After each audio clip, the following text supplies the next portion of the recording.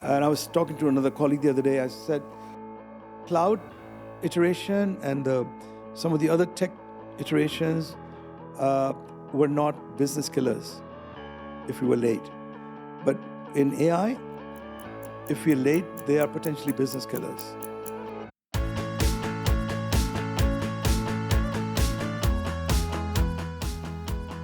Naeem, welcome to the Oxford Talks podcast.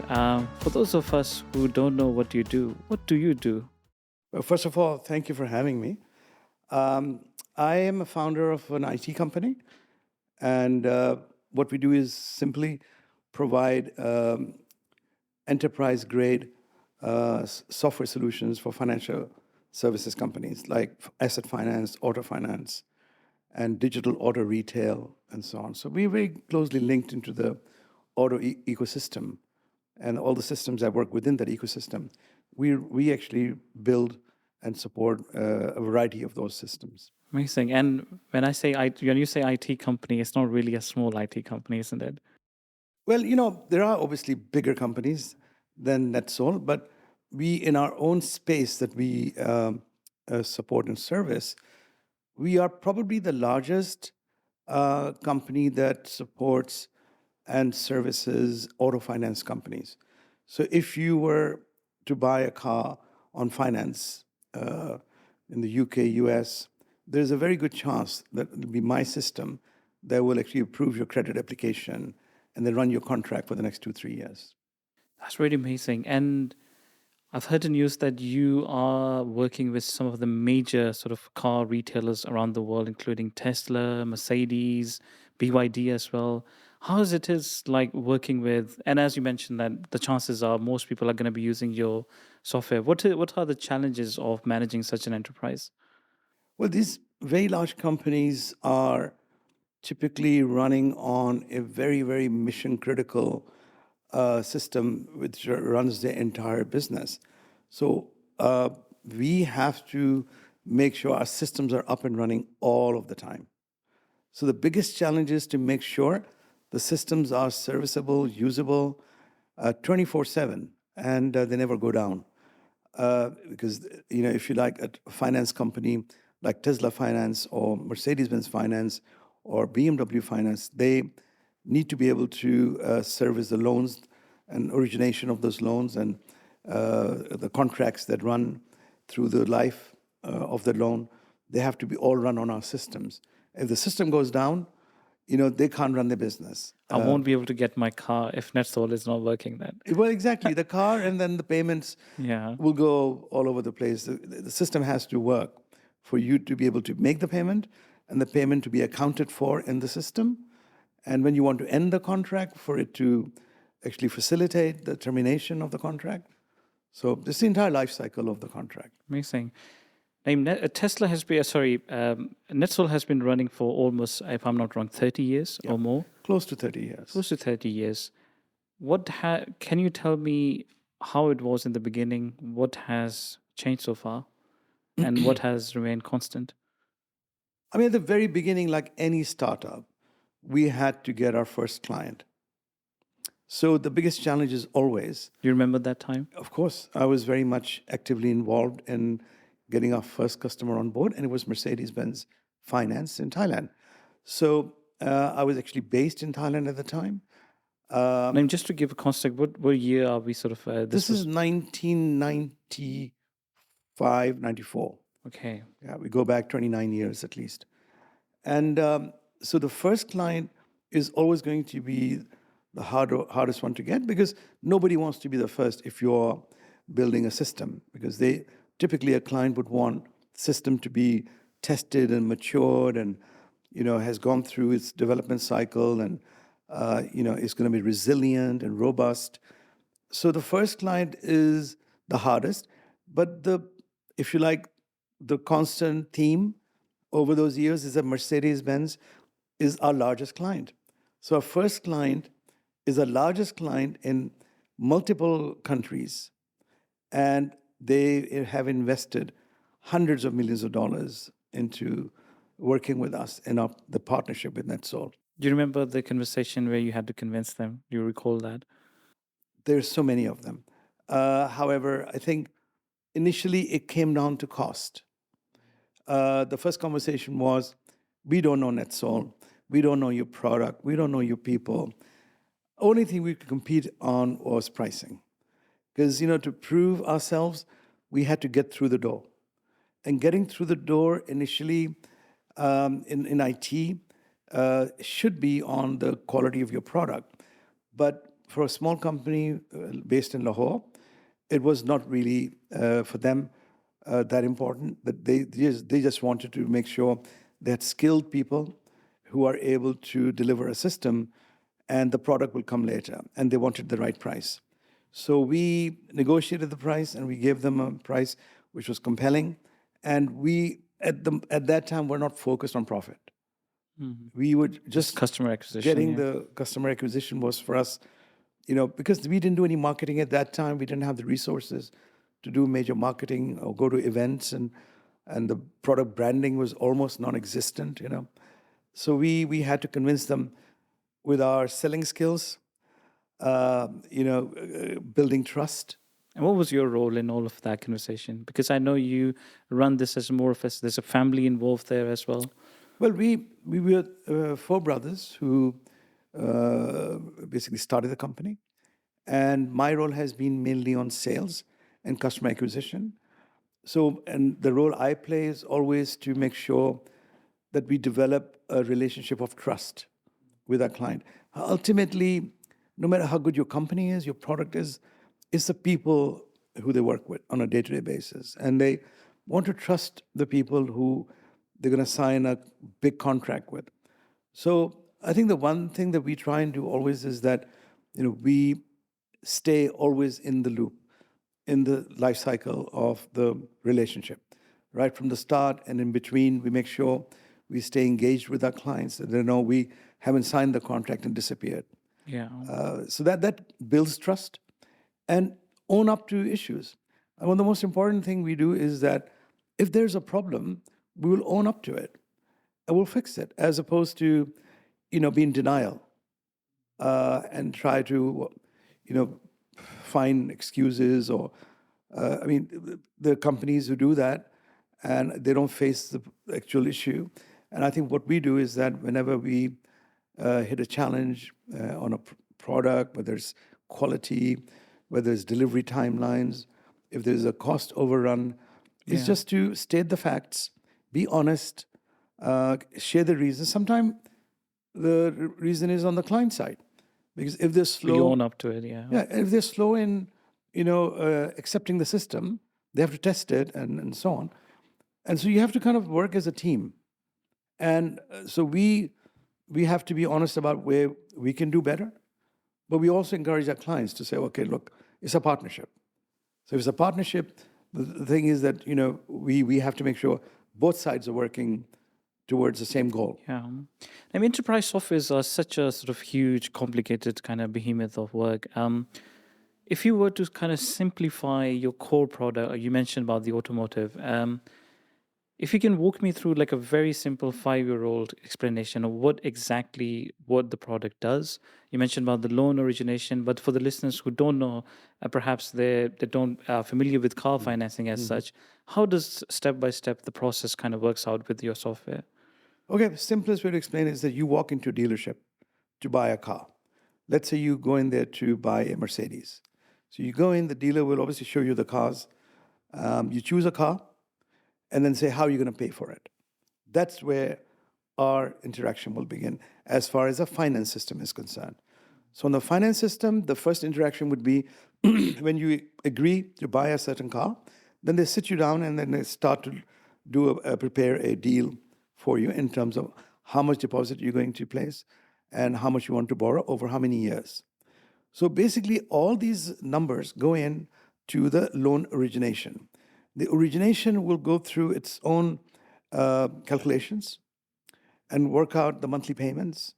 And it will also then say, do you like this proposal? I mean, can you afford it? Is it something that you can manage over the next 3 to 5 years?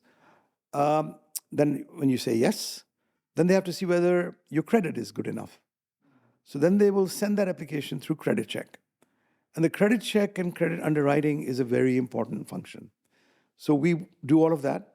So we will create the proposal, give you the financial profile. And that's for Mercedes or it's for the Of course, customer. your Mercedes, exactly. And all the customers who use our systems typically would start from that point. Then the credit approval happens. When the credit is approved, then the dealer and the finance company, you get the car, the finance company makes a payment to the dealer for the car, and now you have a loan with the finance company. The dealer's job is done. Now you leave with the car, and now you have a contract with the finance company, which is the Mercedes-Benz finance company, not the dealer. So that contract will now run for its life, 3 to 5 years. And now you're paying the finance company directly. So every month your direct debit will go out of your account, and whatever way you want to choose to pay. And that will remain until the next 3, 4 years, until some event happens. Either you're late in payments, or you sell the car before the contract is over, or car has an accident. There's so many events that can happen over the life of the contract. And that's all And we will technology. handle every single event. Okay. There are hundreds of events. And the most normal event in the end is the maturity of the loan. That means you paid for 3 years, the car is yours, or you make a one lump sum payment, final payment, and the car is yours, and the loan goes off the system. That's amazing. Right.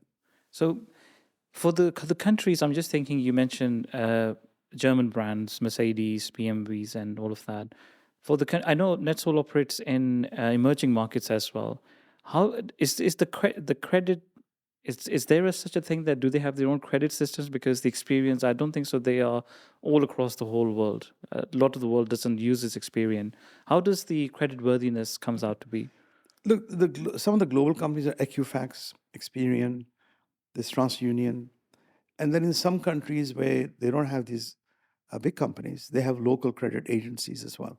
So they have a credit system then. Yeah, it's like for example, in Pakistan or in China, the central bank, they have a register of all people who owe money to banks, and they would have if you like, the blacklist of people who have defaulted and so on. So you can check against those blacklists, and this is a very crude form of credit checks.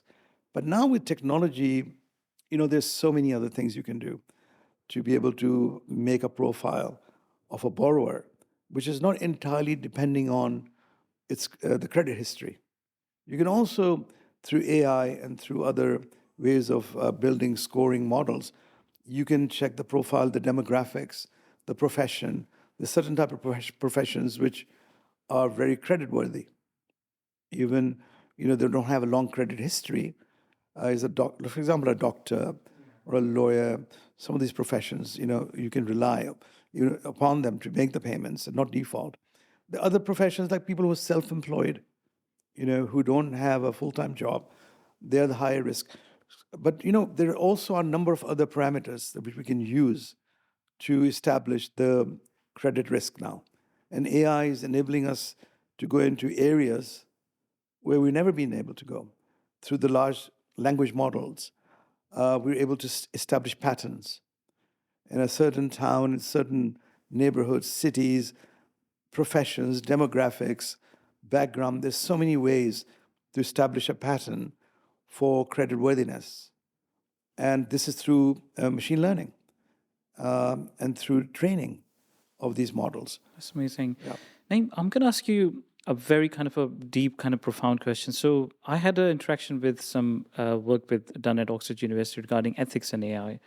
And with you operating in a sort of financial tech space, when you are entering a market, an emerging country market, where again there are crude metrics for credit measurement, so you have to bring in other accounts like what does the person actually do and all of those things.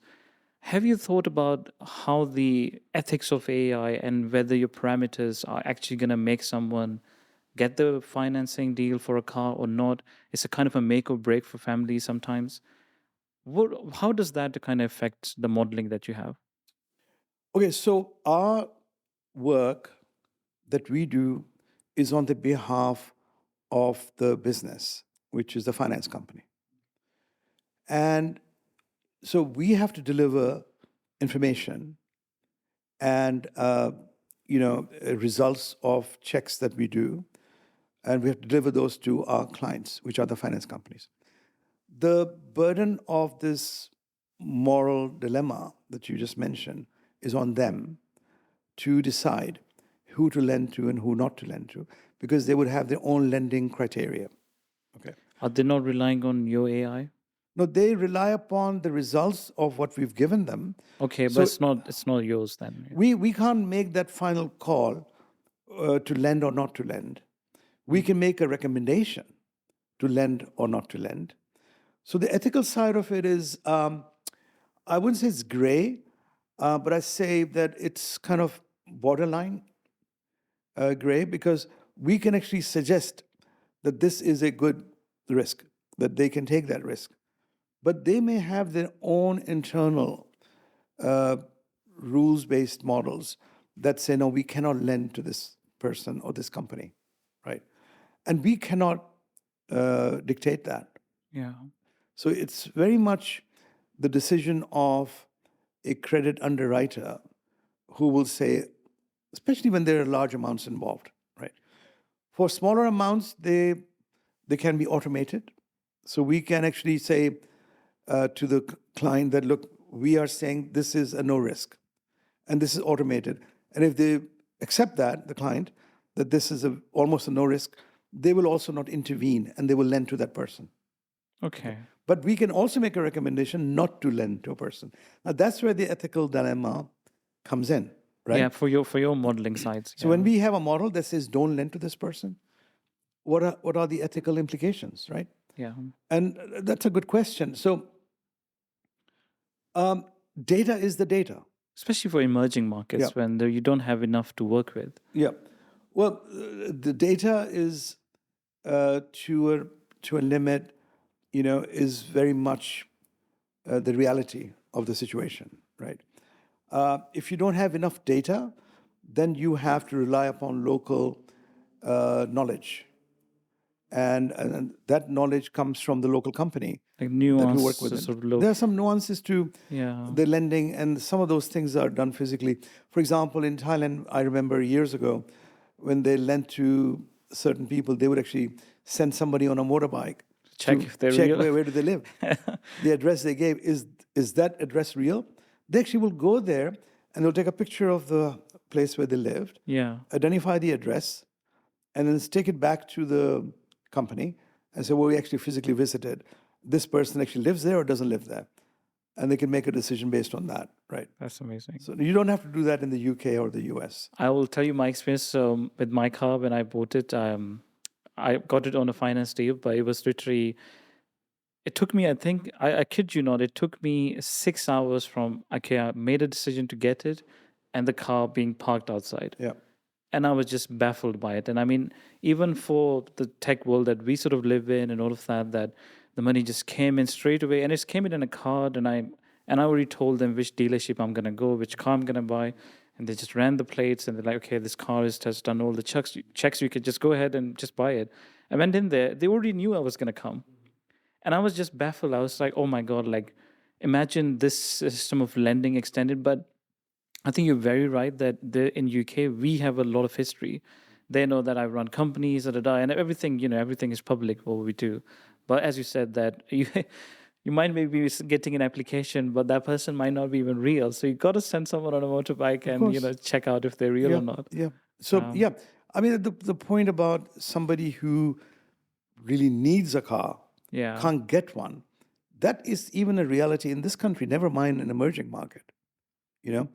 Somebody who wants to drive an Uber to make a living, Yeah. but they don't have the credit. So, I mean, there are people who find very, original ways of still getting the car.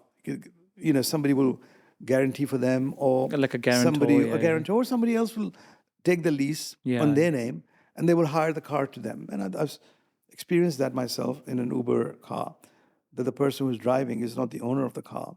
Somebody else has the car, and they rent the car from them because they can't get the car themselves. That's But gradually, when you are earning enough, you get enough credit, you can then go get your own car as well. I mean, I'm going to come back to what we were discussing. What has stayed constant throughout those years at Netzol? I think the thing that has helped us to grow, remain relevant, and the clients coming back to us for more business has been developing trust and continuously innovating into our product, our R&D, some of the innovation initiatives that we've undertaken have set us apart from most of the competition. Uh, I think we have a big cost advantage also. So over time, what has been constant is that we can deliver a high quality IT solution for all these finance companies at the most competitive pricing, and in terms of quality and in terms of commitments on timelines and so on, and continuous innovation into next generation of products. That has never changed, and it will not change. In fact, we are redoubling that effort now on innovation with especially AI Yeah. on the horizon. And with AI, I'm going to come to AI just in a second. I know you're doing a lot on that front. And speaking of innovation, it's a thing that it's a plant that needs to be nurtured constantly. And things, especially in sort of corporates, they have these kind of bureaucratic inertia to them. You are so, you might be let's say the first customer, and establish some processes. And as Steve Jobs famously said, as companies kind of grow, they kind of get in the love of the process. That is somehow they think the process is how the magic is there, but they forget the initial kind of magic of people doing things, crazy stuff, up and down. So that's what I wanted to get at, that the bureaucratic inertia of big companies, especially public companies, how you have stayed relevant, and how did you manage to sort of counter that inertia specifically? And it's a really good question. So I think there was a period when we were in the startup mode, bootstrapping. Um, we hadn't raised a lot of money initially. We didn't have traditional VCs. We were self-funded. And so in that time, there was very much a very hands-on type of approach to everything. There was zero bureaucracy. We made the decisions, we executed on those decisions and delivered. And we made mistakes along the way. We fixed those. We were able to iterate very quickly. And that process continued to a certain time when the company became big enough. So at that time, some of us were not always there in our main R&D center to manage innovation. And so we actually were out there trying to scale. So there was a period in which I think we probably did not innovate enough. Do And you that want to, period, what time frame are you I think talking? that would be probably around the mid 2009 to 10, Just after when we the had, crash, yeah. yeah, financial crisis, when we won a few large contracts. I wouldn't say complacency. I would say more about worrying about scale and growing the organization. And because the product was still relevant and current generation, we felt that this can continue, this generation of product can continue for a period of time. And that time we were not innovating as fast as we could have. So when that period was over, we revisited our platform, and then we realized, for example, the cloud had taken off at the time. It was emerging, as you know, Microsoft with Azure, one of the pioneers in the cloud, and then AWS and others are starting to come in. So in the first year or two of that, if you like, iteration, it was a major iteration, if you like, of infrastructure in tech. Can We you were walk me slower. through, as in from what kind of solution you had before, and when you moved over to cloud, what was the kind of like major difference for listeners to kind of really understand? Absolutely. So pre-cloud, if you buy a product from us, we will go install it into your IT data center or your infrastructure. So for example, if you're a bank, so you'd have To an go IT, physically go visit the well, centers? physically, or whether we send it, through files or whatever, but it would go into your own infrastructure that you have on your premises. It's called on-prem. So you'd have your own big, complex, data center with tons of servers and network and so on. gets installed there, and then from there it gets delivered to all the users within the company. Now that time, all the companies were doing this. When once the cloud concept came, that you can actually deploy solutions, in a big data center which is not on your premises. I mean, the cloud is that. That is the Yeah. cloud, right? So all these big companies, started building data centers, and then for example, Dell and other companies and Microsoft, when they launched the cloud, they had their data centers, and Google, and AWS, and those data centers were monstrous in size. They were Goliaths, and you can install maybe 100,000 different solutions there, and all these companies will be going into the cloud to use the system. So they started to disinvest from their own IT infrastructure.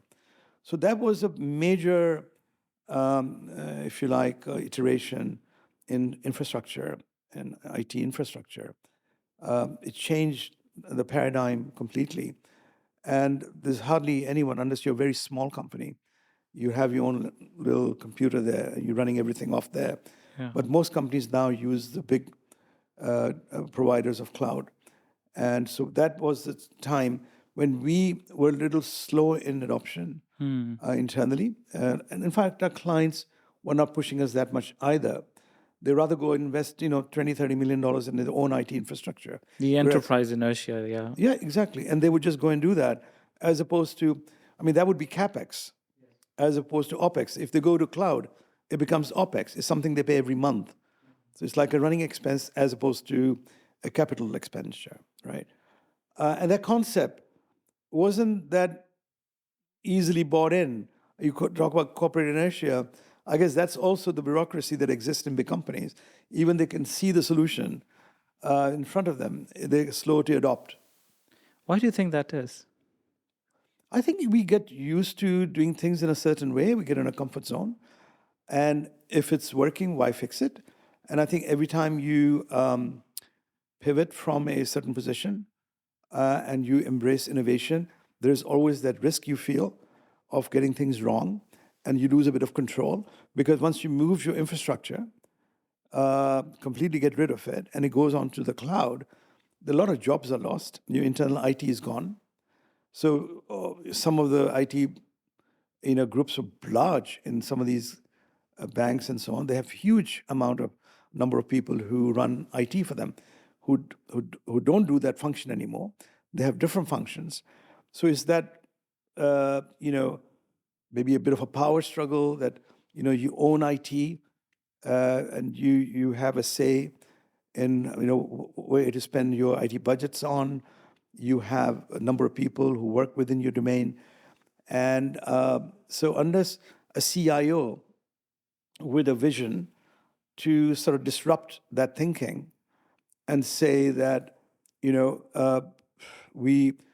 why are we putting management overhead into managing our own IT? We are not an IT company. A bank can, look at themselves as they're in the business of lending and taking deposits and giving loans and so on. But their function is not to run IT. So IT can be run in a data center, and a company like Netzol can build the solutions for them.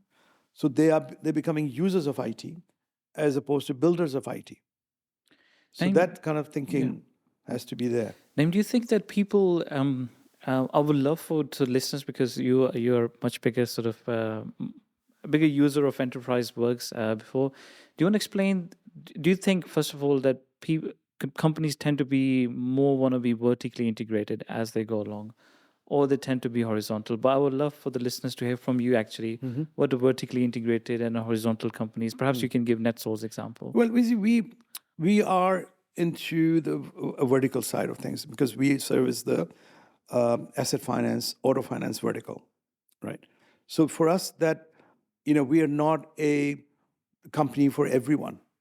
So if you want to build a solution for podcast production, this is not what we do. But a company that does everything can probably go and build something for you, customized. So for us, it was always important to be focused on the verticals that we're really good at, which is finance and lending. And recently we've gone into digital retail. I'll talk about that in a minute. So we chose our verticals very carefully. And these are complex business domains. You have to have a lot of knowledge. On the horizontal side, though, we have to manage the organization horizontally because we have to build skills. We have to build practices within the company. So, for example, we have to be good at building software. We have to be good at project management and accounting and quality control. And all of these things are horizontal to a company, HR, and so on. So internally, obviously, we have to have all these horizontal skills and ability. But what we deliver to our clients Yeah. is a vertical of asset finance, auto finance. And do you rely on a third party sort of vendors to fulfill your everything you do is completely your own, from HR sourcing, IT sort of infrastructure, everything that you need to deliver your service? Is it in-house or you rely on other partners?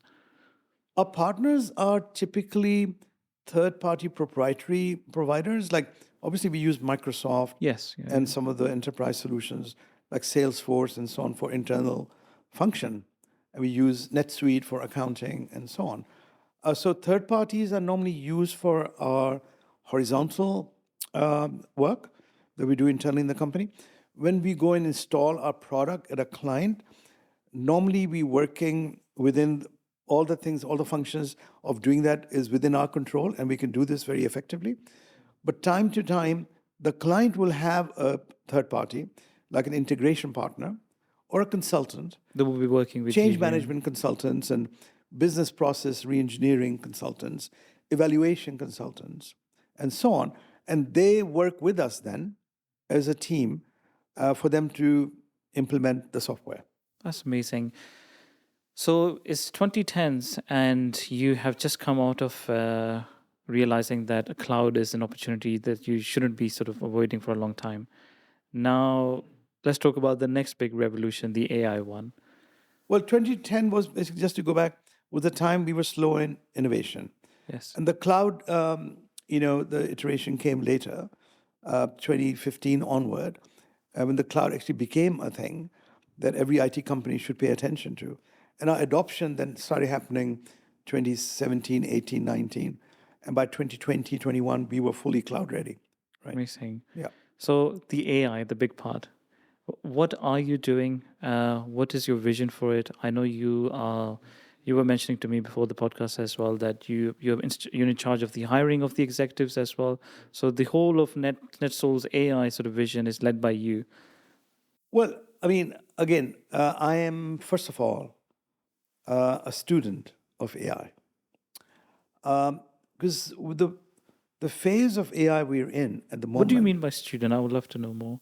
I think we are still in nascent territory where AI is concerned. There's a lot of learning to be done. I think so-called experts are very few.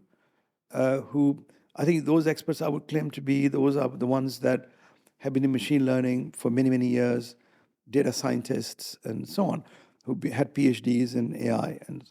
But adoption of AI for business use and consumer use is a relatively new phenomena.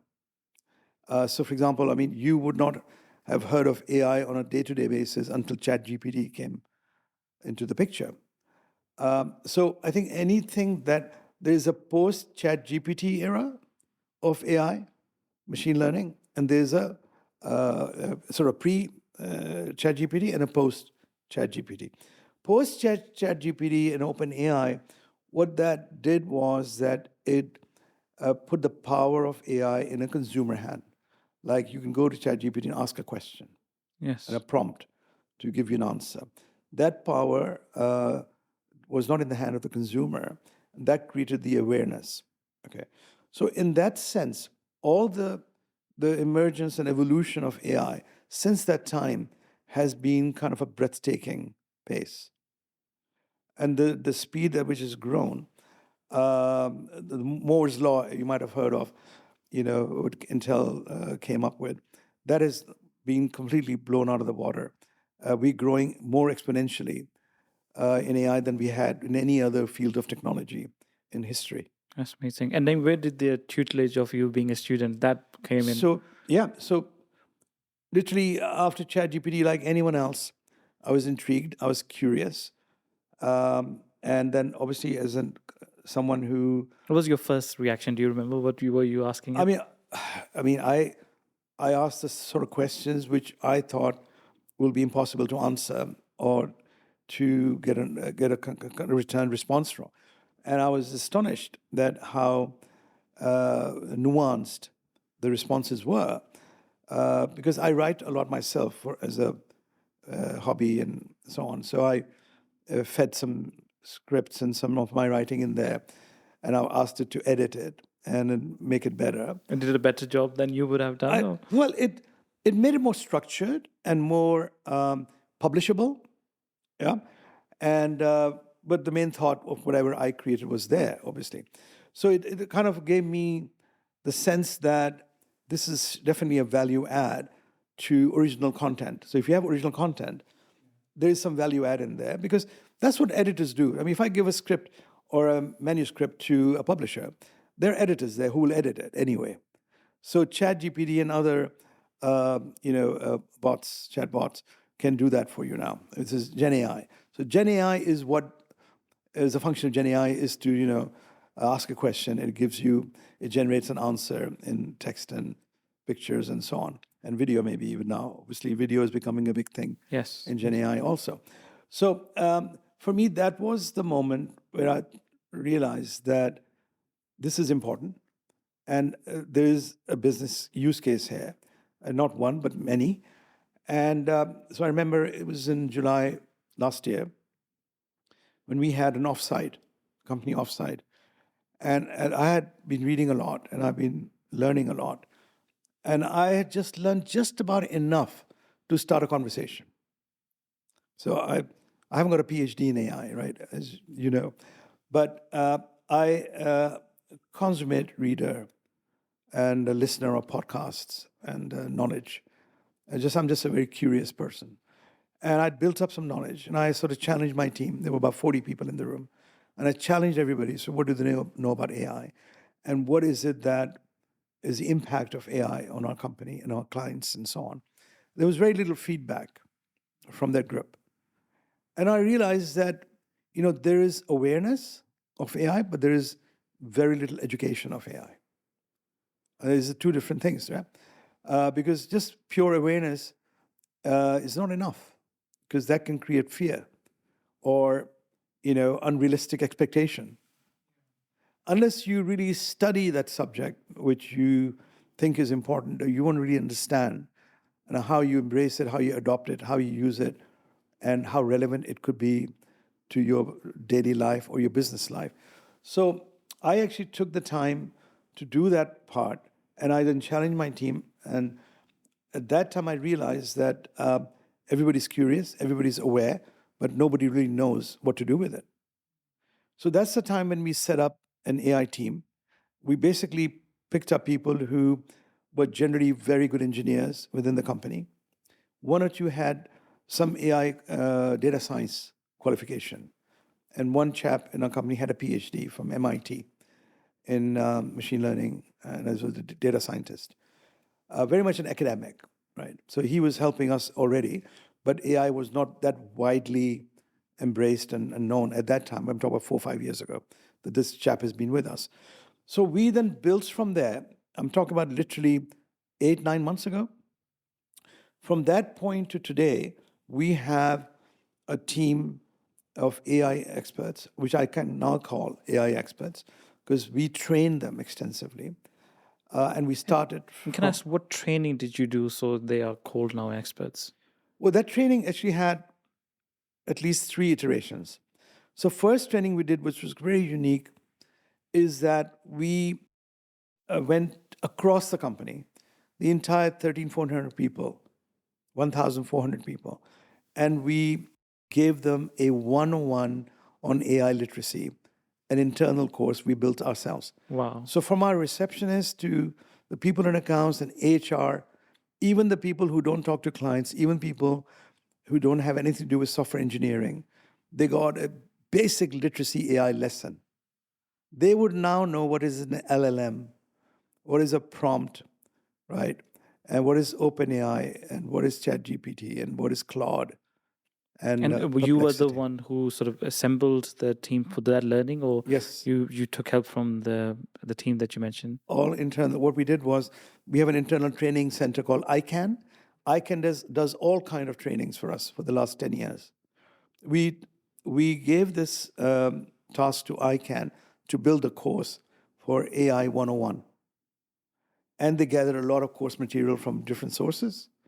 And we delivered that course online to all our employees. It was mandatory for every employee to get that course. Did you see any sort of like very bright cases, the people who really took on learning and they came back to you with some interesting ideas? And the idea was exactly that. So Okay. all of those people, then after that, we did a test.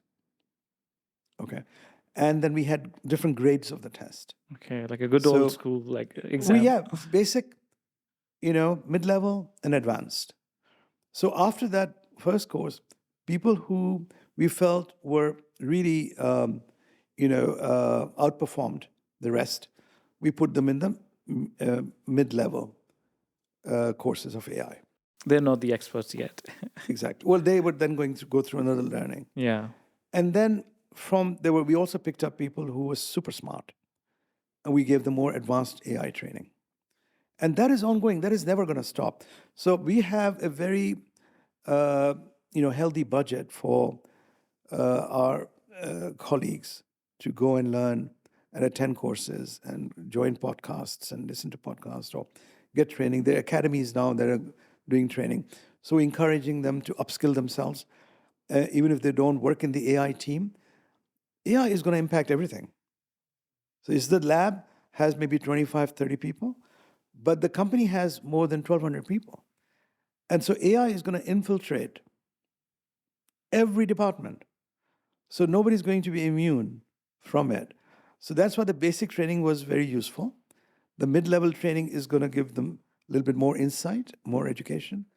And then the people who are actually cutting code and building applications for our clients and for internal use, they are the ones who are a part of the AI lab, and they're also disseminating knowledge to all of the other engineers as well. So engineers are all going to be AI ready, literally in the next 3 to 6 months, every single one of them. Thinking of timelines, I know you run a very public company and there's something you just cannot tell, but after all this sort of training that you've done, can you give me a kind of an overarching view of what are the changes you expect to happen? What are the things that you feel like you would be able to do faster, quicker, anything along those lines? Uh, it's a question where, obviously difficult to see anything beyond a year to 18 months. If I look at the AI horizon, I think it's difficult to predict in 18 months where it can go. From the start of Gen AI, we are now talking seriously about agentic AI and AI agents. Do you want to tell the audience a bit more about agentic AI? What Yeah, that sure. is? So Gen AI is basically you ask a question, and it's a kind of a single dimensional interaction between a large language model and yourself. You ask a question, and they have all this data, and they establish patterns, and from that data, they have algorithms that will give you a response back. I'm giving you the very basic Yes. layman term, right? And that's Gen AI, right? And as far as chatbots are concerned, that does the job really well. You can have voice activation now with chatbots, and they're very realistic, I human saw like. the Google demo that they have. Yeah, yeah. Exactly, exactly. But then we go to, more autonomous type of function, which is like you train a model and you train what we call an agent. Is you can actually call an agent and compare that to a Is that the human. matrix agents that they just have one specific job that they have to do? Is that similar to that? But what an agent can do is that you can train them to do multiple tasks, and they can do this all the time because somebody who's doing that has to take a break, you know, has to go for lunch, take a day off, go on vacation, and People take sick leave also. But an agent, if you train an agent to open and close the door, it can do this 24/7, right? And so what we are doing in agentic AI, we are helping businesses to run multiple processes which are done by one individual or many individual humans, for an agent to take over those tasks and do them in a predictable way over and over again, and keep learning to do it better and better and better. To me, that sounds like layoffs for people. Layoffs? What do you think about that? I think I look at it as an opportunity as opposed to layoffs. I look at people who are going to upskill themselves. They will make agents a slave for themselves to do the task, and they can move on to do other things. Because what is an agent? An agent is only as good as the training and the data it has, and the business process that you train for it to do. So what we see is that people who do those tasks, we have to make sure that they are upskilled to run multiple agents under them. So it's like having a team. So you have 10 people working under your team, so you can have 10 agents working under your team. So people who are doing the agent's job, it's the company's responsibility to make sure that you either upskill them or you make them redundant. I mean, the thing is that if you have people who have knowledge, there's so many ways to use that knowledge, because that is the knowledge that the agent needs. And that knowledge comes from people who run the business and the data that they have, right? So if I go and implement an agent in a company, the data itself is one part, but how to use the data to run a process is the job of a human that was doing it. So you have to now train the model on not only how to use the data, but how to do the job. So people who've been doing the job really well over time are the ones who are going to actually establish and these agents to be effective and qualitative. And they Yeah. have to get better and better and better. Now, job losses, with every tech innovation, iteration, we had people who lost jobs. What happened to Blockbuster when Netflix came in? All those shops closed, right? Was there a measurable rise in unemployment globally when these moments, the Kodak moments came, the Blockbuster moments came, the Nokia moments came, the iPhone came? Yes, there was if you like, a churn. There is a churn. And the churn means that people who are not as skilled and are used to doing a job in a certain way, like you're renting videos out in a Blockbuster shop, if you lose that job, you'd have to go and upskill yourself to do another job. And similarly with, how many people use proper cameras now, use your iPhones and so on. So many jobs are lost because of that. So many camera shops are closed. The shops that develop film for you and produce photos for you, Yeah, that's they're definitely, non-existent, yeah, right? yeah, that's definitely true. So I think there's a technology iteration and evolution as a constant theme. This one is more seismic. I mean, I won't deny that. I say it's very fundamental, and there'll be a bigger churn and a bigger evolution. If not a revolution, I think we can still stay on pace with the changes if we think a little bit ahead of the time as opposed to just wait. And I was talking to another colleague the other day. I said, the cloud iteration and some of the other tech iterations were not business killers if we were late. But in AI, if we're late, they are potentially business killers. It can actually disrupt your business if you don't Yeah. embrace and adapt So AI. this is And very, I'm talking about not years from now.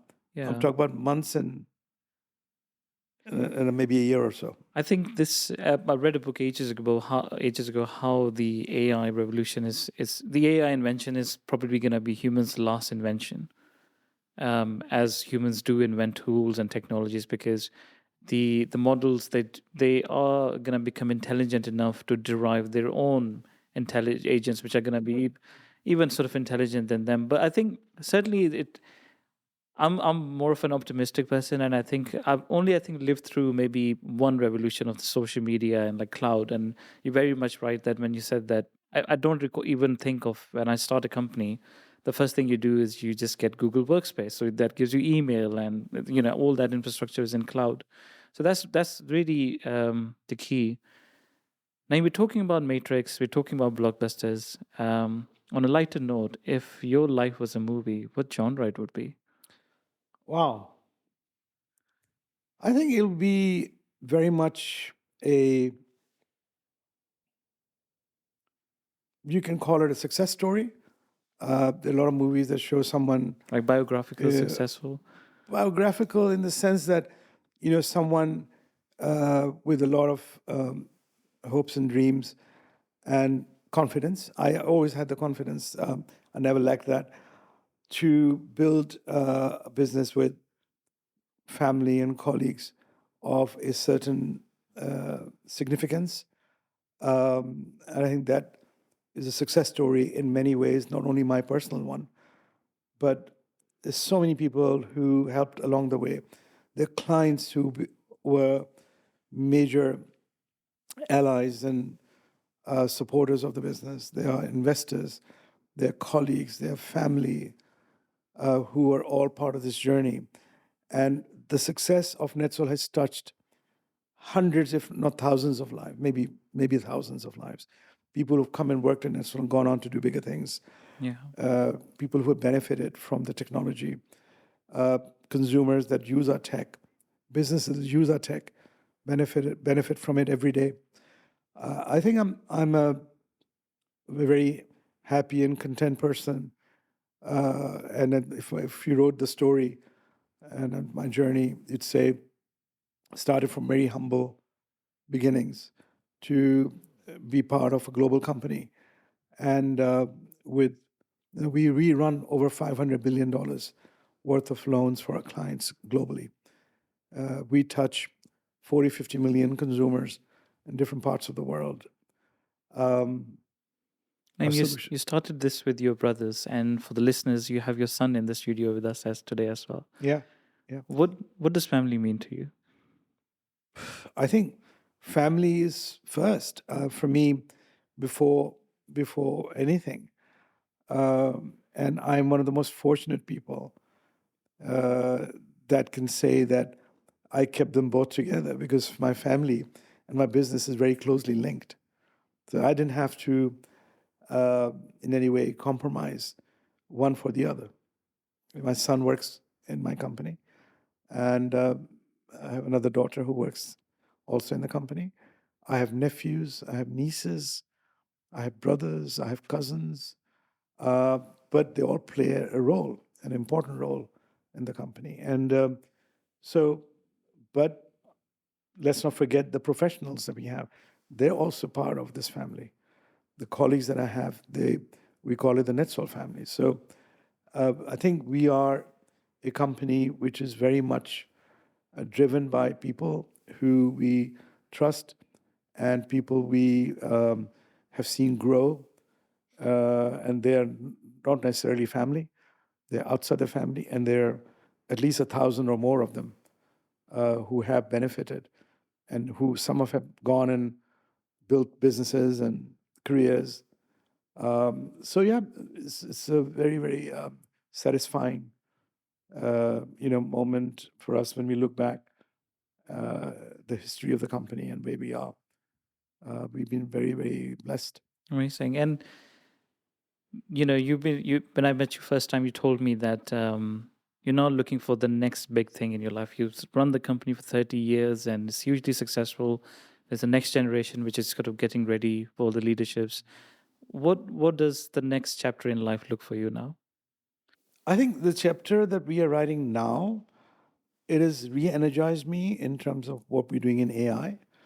I think my passion and motivation to get up and go to work every day has, in fact, grown in the last year. I had taken a step back a year before that, played a bit more golf and so on. Yes, you told me So about. my golf handicap is lower now than it used to be. But in the last 7 or 8 months, I have completely gone head in into AI because I can see amazing things happening. Because people look at AI, there was some negative connotations there. There always is the dark side of AI. People look at that, and I look at the bright side of it. I think this is the single biggest moment in the history of mankind. I'm not just saying that in terms of a technological evolution and how it will change healthcare and consumers and food security and climate exploration,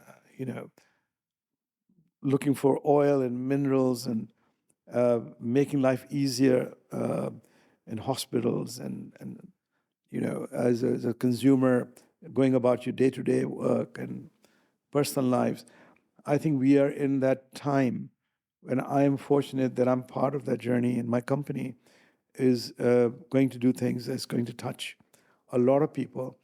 But I think of all consumers and people I meet, I always try and show them the bright side of it. That AI, we will talk about it in the future, how it empowered us to the nth degree, as opposed to empowerment that came in incrementally over long periods of time from the beginning of the Industrial Revolution. Is that what you want your legacy to be? Our legacy is very much already there. I think we're writing another important chapter in that legacy and the life of the company. The company will continue with the next generation of professionals and some family, and legacy will continue to write itself for decades to come. But when we leave, the three founders, when we leave, we want to leave it in a certain shape and a certain foundation, and the foundation is very strong. And I think the AI part will actually make this foundation into a very complete technological, if you like, marvel, I believe, from that humble beginning 30 years ago to a company which is technologically one of the most advanced in AI, enablement and adoption and empowerment. So I'm just naturally very excited about this period, and this chapter is yet to be written. That's amazing. Naeem, we have a tradition on the podcast that every guest tells us what is that one book that they read that just changed their life completely. What we're going to do is we're going to pick a member for the audience and give them the book. It's a physical PDF, physical or PDF. They are anywhere in the world. We're going to give them that book, and if possible, we're going to connect them with you as well through that book. So, do you have anything?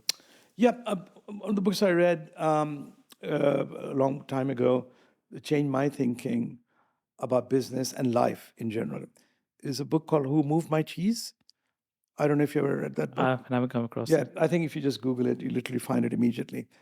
That book just showed me that how complacency can breed, if you like, malaise and lack of innovation, and people don't grow, people get into a comfort zone, and so that book is very important for me. When I read it, it literally gave me a perspective which I didn't have. And so that, and there's another one called The World is Flat, is when the boundaries came down and we had free trade and there were no boundaries in the world. And this book also inspired me quite a lot. So these are the two books I would ask the audience to read. Naeem has suddenly increased our podcast budget. We normally give out one book. Now we have to do two. Oh, you can choose between the two. We will give I think two. Who Moved My Cheese would be my first pick. Okay. It's very general. It's very simple to read and understand. It's not as technical as The World is Flat. The Who Moved My Cheese would be my recommendation. Naeem, it's been a pleasure speaking to you. Thank you so much for being on the pod. Pleasure. Thank you for having me.